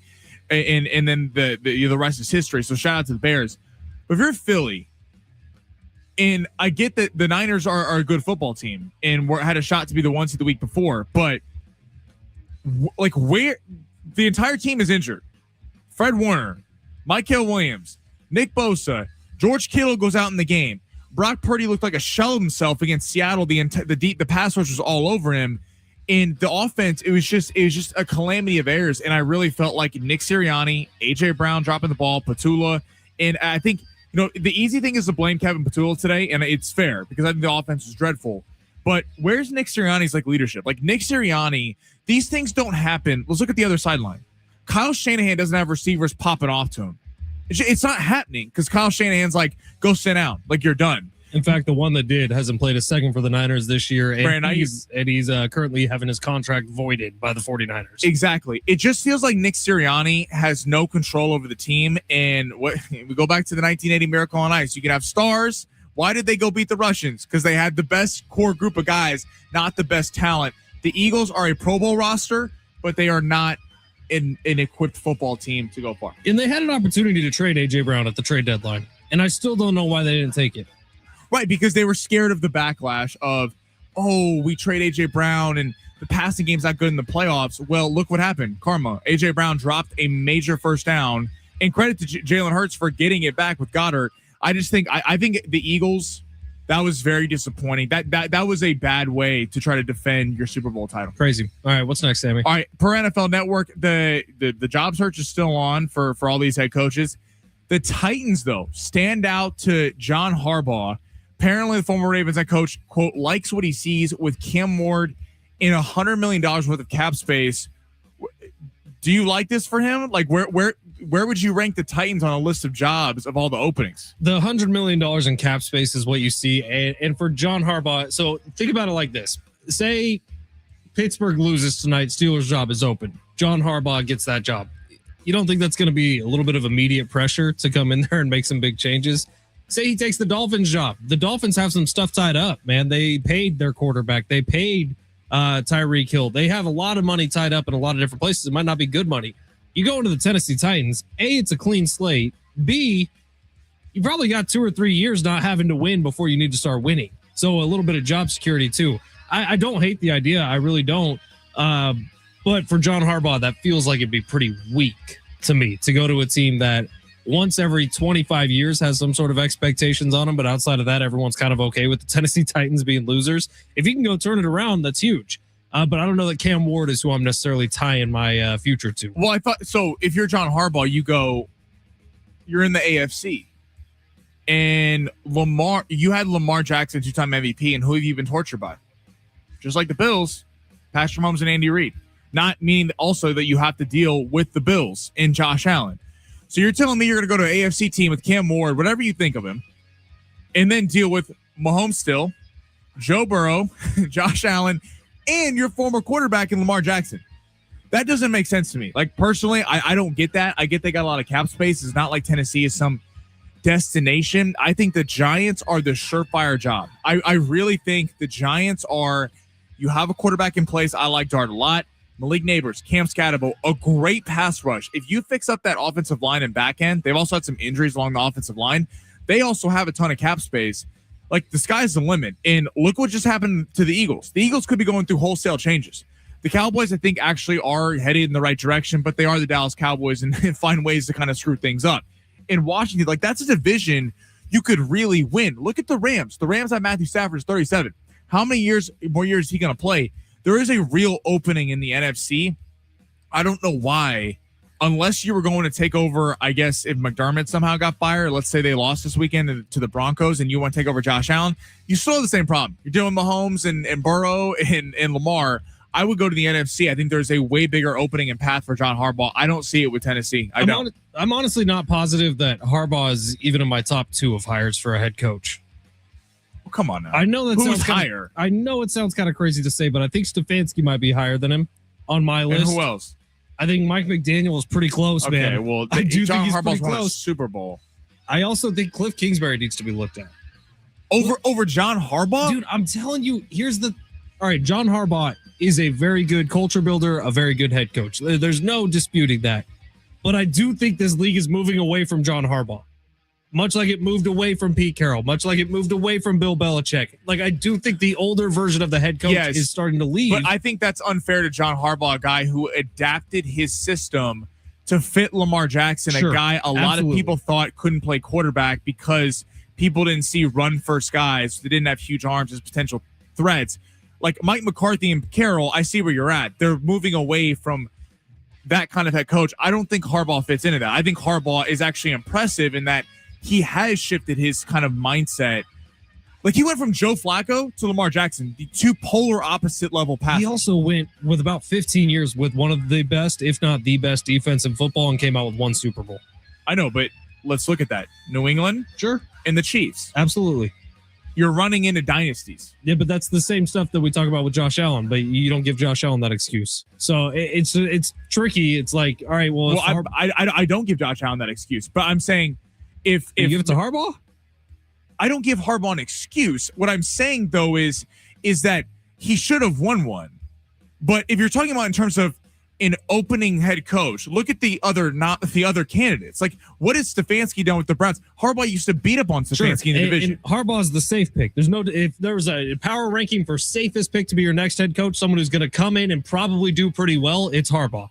But you almost got to go with boom or bust potential here, because we do know that Mahomes and Burrow and Lamar will all be back in the AFC. So if you're an AFC team or an NFC, we think that the Eagles will be back because Howie Roseman's a genius. We think that the Niners will continue to be good because Kyle Shanahan's a genius. Like, all these other places have pieces in place to where if you need a boom or bust pick, I really like Stefanski. Well, Harbaugh has the boom, though. Are ownership problems, not necessarily Stefanski. Harbaugh has the boom, though. Like, Harbaugh's won a Super Bowl. He adapted his whole mindset to Lamar Jackson. Like, I like Mike McDaniel a lot. I like Kevin Stefanski a lot. Those guys haven't won. So to say that John Harbaugh is a worse candidate than those two, I don't see that at all. Worst isn't the right word. Safer is the right word, but safe doesn't always get you paid. All right, one more say. All right, we're too late. Okay. Let's take a quick break here. On the other side, we got some text rolling in about this Harbaugh thing, and then an 858 number texted in asking about the Jaguars press conference. I don't know if everyone saw this. There was a fascinating moment in Liam Cohen's press conference. We may play this on the other side and react to it. It's coming up next. San Diego Sports 760 live on the iHeartRadio app.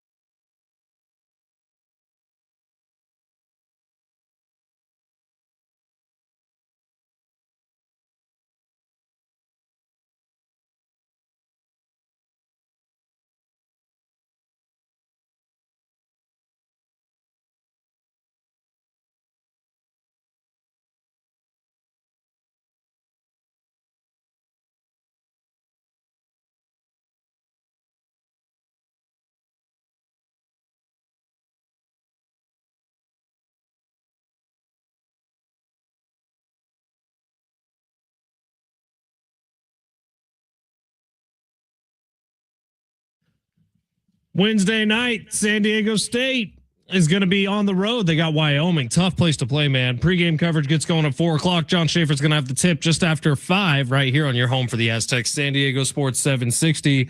We haven't really gotten to the San Diego State game from Saturday night, but they beat up on Fresno State pretty good.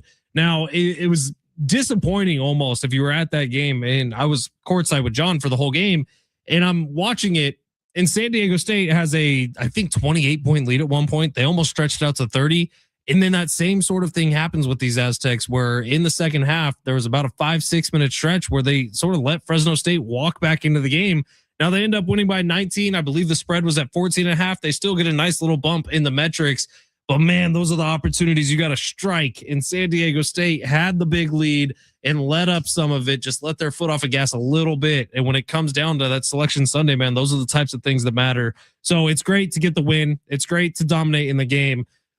But man, it's one of those what could have been. If you win that game by 30, 35 points, you're talking about a massive bump. And instead, they just get a little bitty bump, which helps, but may not be enough when it comes down the stretch. We'll see. All of San Diego State's schedule is still in front of them. 5-0 at Mountain West play. Look at me complaining about being undefeated in regular season play, but just a little frustrating. Speaking of Saturday night, how was David Spade, Sammy? Fantastic. He was at where? Balboa? Balboa, yes. It was he was great. I went with my my folks, and I've seen him twice there. He was unbelievable. He like did his whole act, told a few funny stories, like just off the top, kind of went a little longer. He was I love David Spade. David Spade's hilarious. Now you've also seen Chris Rock perform live. Who would you put above who? Oh, that's a good question. Okay, that's tough. So I'm a massive fan of both. Now, like Chris Rock was at Viejas. That was right after you were the there. Will Smith slap.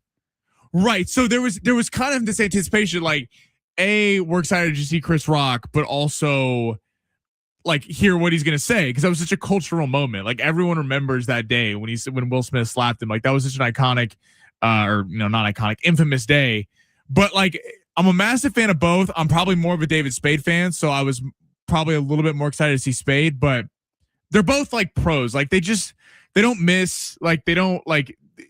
You go to a comedy club, and I'll go to comedy clubs, but you can see people they have a couple of really funny bits, but they don't really know how to transition. Like those guys are such pros. They just know their act so well. All right, Sammy, I sent you a soundbite from the Jacksonville Jaguars, their press conference after their loss to the Buffalo Bills. And it's interesting because for some reason, this press conference has sort of split the fan base in half. Like people are pissed off at this reporter for the way it was handled. I didn't have that reaction when I saw it. I actually thought it was a really sweet and wholesome moment. But we had a texter from the 858 who said, would love to hear your guys' thoughts on the Jaguars presser. I'm assuming this is what you're talking about from the 858 because it was right after the game and Liam Cohen went through the normal questions and answers and he talked for a little bit, the head coach of the Jaguars, about how disappointed it is for the season to end there. But then he gets to this exchange with one specific reporter, and it wasn't so much a question. Do you have this ready for us, Sammy? Take a listen to this. And I haven't really heard anything like this in a press conference before, but it was fascinating how it went down. How you doing today? Lynn Jones, Jacksonville Free Press News. I just want to tell you, congratulations on your success, young man. Thank you. You hold your head up, all right? You guys have had a most magnificent season. Thank you. You did a great job out there today. Appreciate so you it. just hold your head up, okay? Thank and you, ladies ma'am. and gentlemen, Duval, you the one, all Thank right? you, ma'am. keep it going. We got another season, okay? I appreciate Take it. care and much continued success to you and the entire team. Thank you. So Jags fans are pissed off about this because they just lost the game. And a lot of them do blame the way Liam Cohen managed the clock, managed the offense on the way down the stretch. For the way the game finished. Hold on. They're mad at the question, or they're mad at the reporter. The reporter. The reporter for not asking questions about the game and instead congratulating Liam Cohen on a season that ended losing in a playoff game in the first round. Well, I actually thought that was a really sweet moment. And yeah, can I give you my perspective on this is the fact that this lady's been covering the Jags forever. And what has she seen the last couple of years? She's seen a quarterback in Trevor Lawrence who was wildly mismanaged by Urban Meyer, by Doug Peterson. And now finally Liam Cohen comes in, and the last 5 or 6 weeks of the season, the Jags were the best team in football, not just in their conference. They make it to the postseason. It's a really hard fought game against the Buffalo Bills. Someone had to win that game. Yeah, Lawrence throws the pick at the end. Maybe Liam Cohen didn't make all the right decisions, but the game ends with your guy with the ball in his hands marching down the field. And that's all you can really ask for in the NFL postseason. Sometimes it gets done, sometimes it doesn't. It's one of the hardest things to do in sports is to lead a come from behind win or final drive to take the lead in regulation. And the Jags got themselves into that position. But people are pissed because she was saying thank you to the head coach. Yeah, I don't really get this it. This is Jay Silves. It's the culture we built. Negativity. 858 says the presser was 6 minutes 17 seconds. 3 people asked the same question. One person asked a question about the run that Cohen didn't even understand. One person asked him to elaborate on Josh Allen's toughness. Cohen then waited 7 seconds for any additional questions. Anyone upset about this is a goofy MFer. I don't get this at all. Like, I understand. I understand fans being upset their team just lost in the playoffs. There's nothing worse than when your team is eliminated from the playoffs in any sport. And I understand franchises like Philly, like more than I think some people do. Like San Diego is very kind to the stars.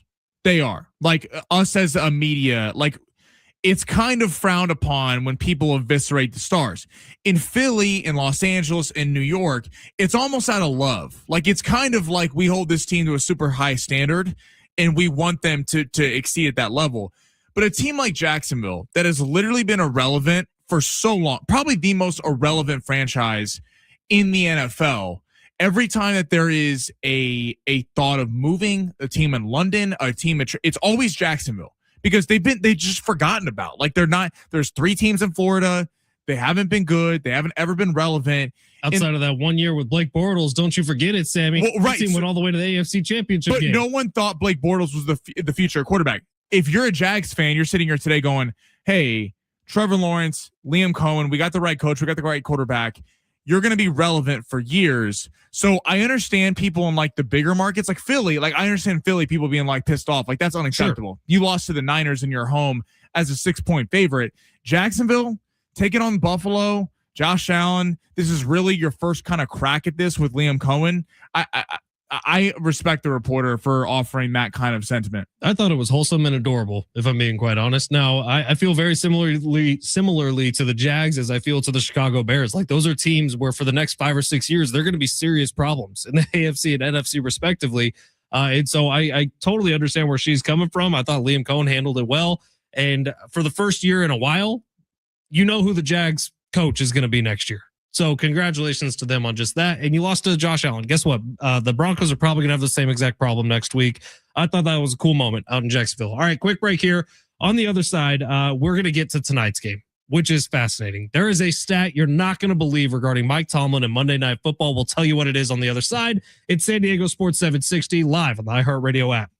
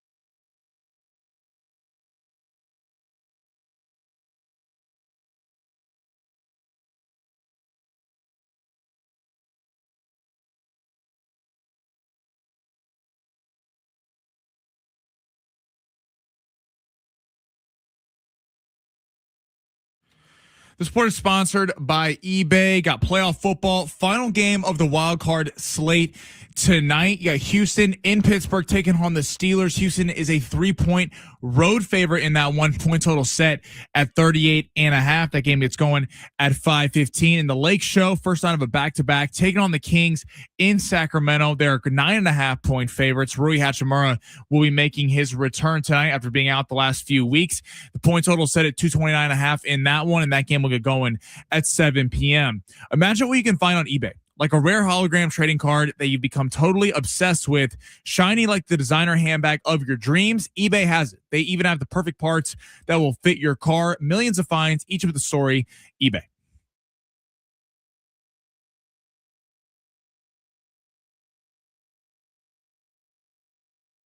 San Diego Sports 760, Ben Fletcher, Sammy Long with you till 2 o'clock. John Schaefer is going to take over. Then 760 says that soundbite was the best thing ever. She's more of a fan than the actual fans being upset at her. Great, unbelievable first year for that coach. If the Bears season ends next week and I hear that comment from a reporter, 1, I'd be stunned our media sucks. And 2, it's freaking true, man. You're a great job and a great year and a great head coach. I feel very similarly about Liam Cohen as I feel about the job Ben Johnson has done in Chicago. They've done excellent jobs with their first year, and it's also their first year. No one was expecting them to win a Super Bowl this year. Like that comment 3 years from now, sure, if they get to the change playoffs and keep losing, will be different. I'll have a different take on that. But in their first year, when an organization that's been through so much, to your point about Urban Meyer, that was a disaster. He was kicked the kicker. Right. Like, did we all forget that? Like, there was a kicker stretching on the field and Urban Meyer walked up and kicked him. He's grinding on some girl when he's married. Oh, that was funny. That was hilarious, actually. But like it was a sideshow. The Jacksonville Jaguars were a laughing stock for years. And the fact that they finally have stability, I'm with the reporter. I think it's a very valid point. By the way, she can say what she wants. If just because you disagree, like, why is the reporter getting ousted for that? Shut up, Jags fans. I would blow her account up. She did a great job. 615 Jags were world beaters with those Mark Brunell teams. Yes, they were. Dude, do we remember that Blake Bortles team? I know it's funny because we call it the Blake Bortles team, but that was like Miles Jack was on that team with one of the best years he's ever had on the defensive side. We talk about that team and it's all about the defense. They were unreal for about 2 or 3 years. And then it fell apart, but the Jags were actually pretty sick for a little bit. 858, your guys' reactions to the Jags presser is exactly why I stand this show all day, every day. You guys rock, never change. Sammy, translate, please. Thank you, 858. What translate what? Stan? Yeah. Is that good or bad? You grew up in the 2000s. Oh, the Eminem. Yes. You're not that uncultured, dude. Stan. He's saying you're a Stan. Like you're a Brock Purdy Stan. That show or that song did not have a good ending for Stan. So 858. Dude, if you need us to call someone, we are happy to. But no, that's not the point. No. Okay, this is a positive. Eminem in the song is talking about a crazy fan who loves him and takes his life a little too seriously. And takes his life seriously. Yeah, you can listen to the song. We don't need to get into what happened in the song. 858. Don't do anything rash, man. We love you. You never heard people say "stan" before? I honestly don't think so. Not as a verb. That's people say that. Oh, like a lot. Brock Purdy stan. That's me. You are definitely a Brock Purdy stan. Like that is not even negotiable. All right, tonight, Steelers, Texans. One of the best defenses in the NFL with the Houston Texans. DeMeco Ryans in year 3 as the head coach of the Houston Texans has them kicking, man. They're playing great defensively. The questions about the Houston Texans are on the offensive side of the football. Can CJ Stroud step up in the biggest moment of his career, which I believe this will be tonight, because of how open the AFC is right now. You look at years past when Stroud has made it to the postseason. It was like, yeah, they're cute. They might be able to win a game. This year, the Texans could legitimately go all the way, as can everybody else in the AFC, because it is that wide open. Now, on the opposite side of the football, Mike Tomlin and the Pittsburgh Steelers earlier this season in Pittsburgh, the fan base was heard over national television calling out "Fire Mike Tomlin," chanting that during a Steelers game this year. All he's done is get them back to the postseason once again. Aaron Rodgers playing decent this year. I would say at times playing great this year. Better than anything we saw with him with the Jets. But tonight, do we realize that since 1992, the Steelers have not lost a home game on Monday night? Really? Since 1992, the Steelers have not lost a home game on Monday night. Mike Tomlin in his career is 12-0. Remember when the Monday Dolphins night. earlier this year were like not trying to win the end of the game? Kept that streak alive? Yep. So do we smash all our money? Do we put the house on the Pittsburgh Steelers? Well, this is an interesting game in the sense of you have Houston Texans, one of the best defenses in the league, and then the Pittsburgh Steelers, who are paid to be one of the best defenses in the league, and in terms of recognizable stars, have them. I mean, they have stars everywhere. T.J. Watt, Alex Highsmith, Cam Hayward, like up and down. They're like Joey Porter Jr. is a pretty solid player. You got Darius Slay, former Eagle. Like there is a lot of guys on this team. I think them at home, Aaron Rodgers, they unlock something. I was impressed with what they did against Baltimore. Like they put up 26, 27 points with the goal line stop at the end of the first half, not having DK Metcalf. I know there was the blown coverage on Calvin Austin, but it's kind of, again, I said it in my long shots. These teams are built similarly. You have a quarterback. They each have a superstar receiver in Collins and Metcalf, good receiving backs. In Kenneth Gainwell, who's really, it honestly is the number 2 receiver in that offense, despite the fact that he's a running back. And then you got Woody Marks and Nick Chubb and some of those guys. So I'm curious. This is a big game for CJ Stroud because CJ Stroud is 1-2 in the postseason. First year he lost to Baltimore. That was the year Baltimore had the number 1 seed, lost to the Chiefs. No one really thought he was going to win that game. They destroyed Cleveland last year. Then they lose to the Chiefs in Kansas City. But the defense actually kept them in the game against the Chiefs. Is really the offense that really struggled against that Chiefs defense. So this is a big game because everyone has talked about Houston's kind of been the sexy upset Super Bowl pick. Like if you were looking for not a Rams, not a Bills, not a team like that, Houston has the ingredients of a team that's a great defense, a pretty good quarterback, and a receiver. This is a big game for CJ Stroud's legacy because if you lose this game, then you're 1-3, and it's one thing to lose to Mahomes, one thing to lose to Lamar in your first year, but losing to Aaron Rodgers and a potential swan song on the road, like this game is going to have a lot of narratives going forward. And then on the other side, you have the fun, like, can Aaron Rodgers and the Steelers actually go on a run? And it sounded crazy like a month ago, but all they did was win games down the stretch to make the playoffs. And now here they are. So, and that's the more fun storyline for the rest of the postseason. I think if the Steelers can go on a little bit of a run here, I know we got some of each in our YouTube chat today. Our buddy Jamar is a diehard Steelers fan, and our buddy Parrish jumping in saying Houston's defense will be awesome tonight. Houston's defense has been awesome all year. I don't think that's where the game is decided personally. I think the game is decided on whether or not CJ Stroud can have a performance that we're going to be remembering tomorrow. I know this sounds weird, but if Aaron Rodgers wins this game, do you sit there and look at his legacy like bumped up? And I know it sounds crazy for like a single playoff game and a guy that's had a long career, but a thing with Aaron Rodgers, you take the Super Bowl away. There's been countless losses. The Niners, there's been countless choke jobs in the NFC playoffs with teams that were much better than the teams that he lost to kind of flip the script where the Houston Texans are a better team than the Pittsburgh Steelers to win this game. And then you play New England. And honestly, I mean, they could beat New England. They could beat New England. Now, do I think they're beating Buffalo?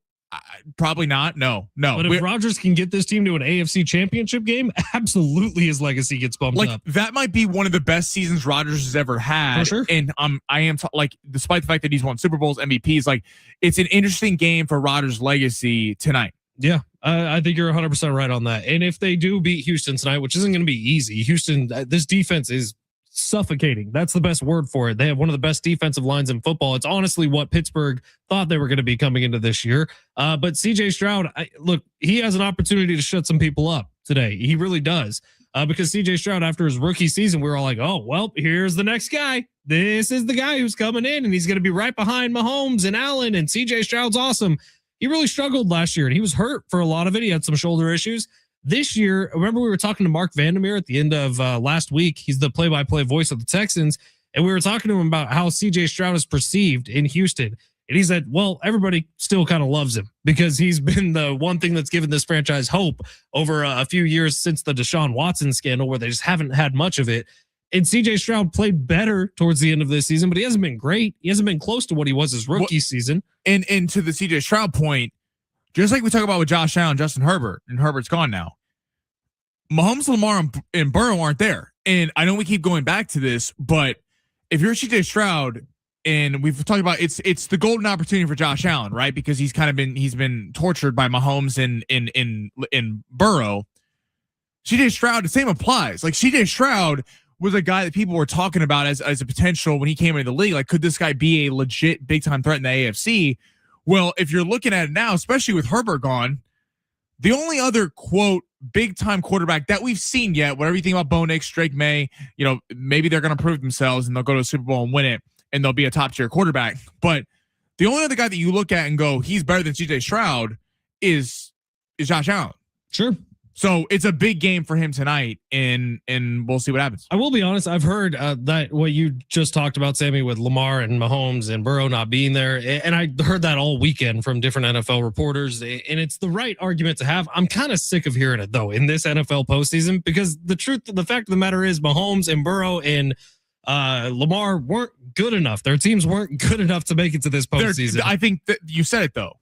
Their teams weren't good enough. No one's questioning that those three players aren't going to be back in the picture. But that's why I'm kind of sick of the conversation, because why aren't we just celebrating the teams who are in the postseason this year? Right. If we all want to have, daisies and flowers and tell each other to sing Kumbaya, that's fine too. But if you're not going to, the team sucked this year. All of them. They did. All three of them. All three of them were massive disappointments. But when we're talking about opportunities for other quarterbacks, if you're going to sit there and be naive and talk about how three of the best quarterbacks in the entire NFL aren't in it because they didn't play good enough, right? And do you think that they won't be there next year? No, I think probably they right. all So are okay, so exactly. So if you think that they're going to be there next year, then do you think it's going to get harder next year or easier to win a Super Bowl? We all get the point. I understand what you and everybody else has been saying. I just think it's not fair to the crop that's in there right now. It's like, do they not deserve credit for being there? No, but no one's saying they don't deserve credit. They deserve all the credit. They deserve all the credit in the world, as evidenced by the fact that they're playing in the playoffs while those three are sitting at home. I'm just sick of the narrative. I think it's kind of dumb. But how is it a dumb narrative when it's real? It's a fact. Like I don't understand that. Because the Chiefs dynasty is over, and we all just need to be okay. See, you don't have a point there. You're just trying to trigger me and getting the Chiefs. It's a fact that they're three of the best quarterbacks in the league are not there. So therefore, it opens up opportunities for other quarterbacks to make a name for themselves. Let's see if they go do it. It is funny that it's almost like if a quarterback like a Jordan Love maybe gets decreased a little bit because of his postseason performance. I would say Justin Herbert probably gets decreased a little bit on our rankings because of the quarterback performance. Yet three teams who aren't even in the playoffs this year don't get decreased at all. Because they have MVPs and Super Bowl. Well, one of them has Super Bowl rings. Sure. And one of them has a Super Bowl appearance. Sure. It's just funny how we do that as a society, right? Because they've proven it before. San Diego Sports 760. Quick break here. Final segment on the other side. We're going to recap the long shots for tonight's game. We will also make some picks against the spread for tonight's game as well. It's San Diego Sports 760 live on the iHeartRadio app.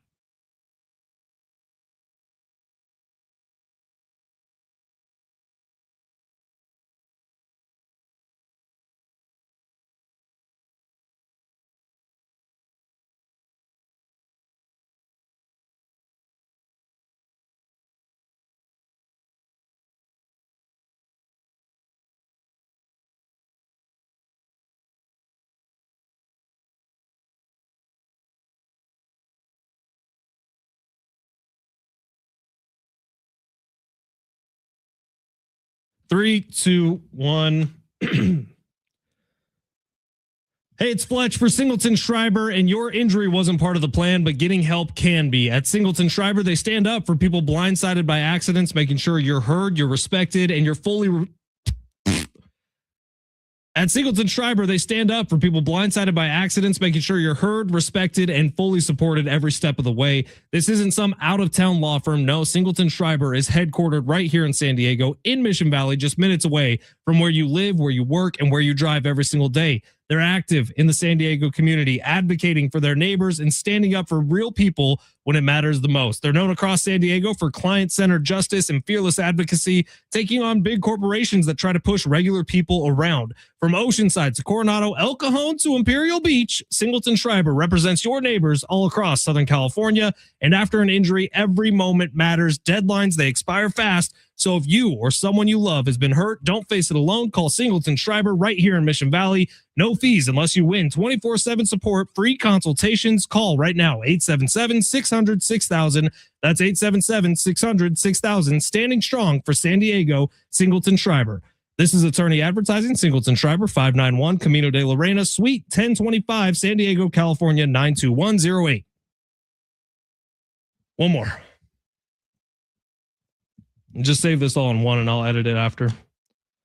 Up.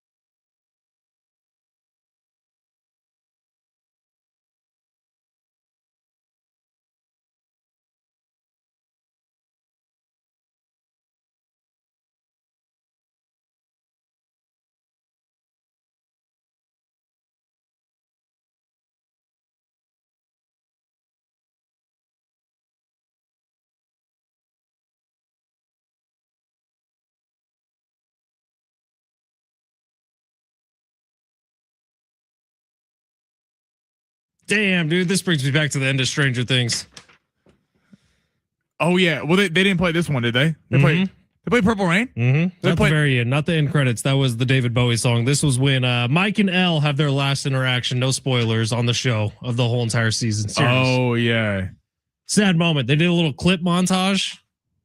Oh, it was good. Purple Rain. Dude, can't go wrong with Prince. Dude, Prince on a Monday. I love it. This is the way we should close out the show every single day. Yeah, honestly, that's the one artist you could just do it every day. It'd be fun. All right. Hey, we all remember that one teacher who made a difference. Oh, turn this music up. This will be good under this ad read. That teacher who made a difference, who believed in us, Sammy, who challenged us, or who just made learning fun. Now's your chance to say thank you in a big way with iHeartRadio's Thank You Teacher. Powered by Donors Choose. Nominate an outstanding public school teacher who's gone above and beyond for their students to win $5,000 to stock up their classroom with whatever they need. Today's teacher of the day, Tony Bryant. How about Tony Bryant? Almost Kobe Bryant. She teaches at Juniper Elementary School, and folks told us Mrs. Bryant gives children the space to learn, be creative, and sparkle. Hey. Congrats, Tony. You're in the running to win $5,000 for your classroom. Nominate your favorite teacher now at iHeartRadio.com/teachers. How about Tony, huh? Tony. Clap it up for Tony. Hey, did your teachers give you a chance to sparkle and light? What did you read? Sparkle? I do feel like, yes, my teachers gave me an opportunity to sparkle. Just like Tony at Juniper Elementary School. Thank you, Tony, for everything you do. And I hope you do get $5,000 presented by iHeartRadio.com and Donors Choose. Is Tony listening right now? I hope so. Does Tony... Shout out to Tony. Actually, it's 1:52, so they are for sure in class. Tony is teaching right now. You can take a break. You could listen to your favorite sports talk radio show and throw an AirPod in. Hey, like, listen, you could learn about math or whatever's going on up there, and then you could learn about Sammy and Fletch's takes. Or on the Wild Card weekend, and you want to bet, yes, now is the time for you. Listen, you could just go through another Monday morning class that, let's face it, it's in the middle of January. People aren't probably going to remember. Or you could learn how to make money tonight on Pittsburgh or Houston. By the way, it is really nice now in California, if no one's caught up to it, but the daily fantasy apps all have places now where you can just trading. What's the right word? It's trading? It's markets. It's trading on markets. You're buying contracts, right? You're not betting per se. Yeah, shout out to lawyers, because basically what they figured out is, like, if you can trade on the stock market, then you can trade on a game, and you're not betting a game or trading. Anything, by the way. How about the ones for the Golden Globes last night? It was chaos. Did you have your Sinners bets in? No, I didn't watch a second of the Golden Globes. I watched both games because my mom. It's a tradition. We watch the Globes every. You do watch the Globes? Yeah. Is there anything good that happened? It was cool. George Clooney and Don Cheadle had a good bit. I thought Nikki Glaser was good. The Smartless guys, the Bateman, they were fantastic. That was hilarious. When the big voice guy came over and said, and the guy who's not really my cup of tea, Jason Bateman. That was funny. Yeah, they had some good bits last night. What won Best Picture? I believe Sinners won Best. They won the last award. Did Leo win anything? For one battle after another? Yeah, that one. I can't remember if one battle after another one or Sinners won, but yes, Leo won something. I just watched that movie, by the way. I really liked it. I haven't seen it. I was going to watch it tonight. It's on HBO, which I no longer steal your HBO. I have my own, but I really enjoyed it. I was about to say, we accidentally canceled that, and I got my own subscription again yesterday, and I was like, oh, Fletch must be like, screw Sammy, he logged me out of it. But No, I was they going had to a Black send my Friday login. deal. It was like $2 for the entire year. It was great. How about Jay Sills real quick before we get to tonight's picks? Shout out to Mama Silva for her dedication of 33 years to San Diego Unified School District. She helped raise a lot of kids. Jay Silves, I don't know if your mom's retired or not, but nominate her. iHeartRadio.com/teachers. She could be getting 5 Gs coming her way. Shout out to Mama Silves. Even if she is retired, I don't think they check that hard. So just because, you know what? Nominate her, even if she's retired. Mom said Best Picture was Hamlet. Or Hamnet. Whatever. Hamnet. I've never even heard of Hamnet. Yeah, apparently that one. So thank you, Mom, for correcting. I was messed up. Supposed to be like Shakespeare? I think so. I think it was like it's like something how he died or something. I'm not sure. Interesting. Never heard of it. Maybe it's good. Maybe I should watch it. All right, before we go, spread still at 3.5. 3.5. It has been bouncing around. Point total set at 38.5. Very low point total for an NFL playoff game. What's the weather like in Pittsburgh? It's clear right now. We're watching it on the countdown. I think it's just going to be really cold tonight. All right, I'm kind of going. Give me Pittsburgh home dogs in primetime. Never fail. Home dogs in primetime. Pittsburgh plus 3.5. Give me the over. Take my pick. Give me the over. I'm gonna roll Pittsburgh too. I think people kind of fell in love with Houston. Houston's been playing good ball, but I think Pittsburgh has got something up their sleeve. Tomlin, Aaron Rodgers, kind of playing with house money in this game. I really like them on the spread. I'm gonna go money line. Pittsburgh wins it. I agree with you. I think the over is going to hit in that one as well. 30.5 is low. All right, I like it. Are you sticking around with Schaefer for a little bit? I am. Got to save Schaefer's voice for a little bit. Yeah, so. Schaefer's voice. We need to protect that. Like it's a POTUS. Like it's the White House. Like it's. All right, John Schaefer coming up next, along with Sammy Long. See ya.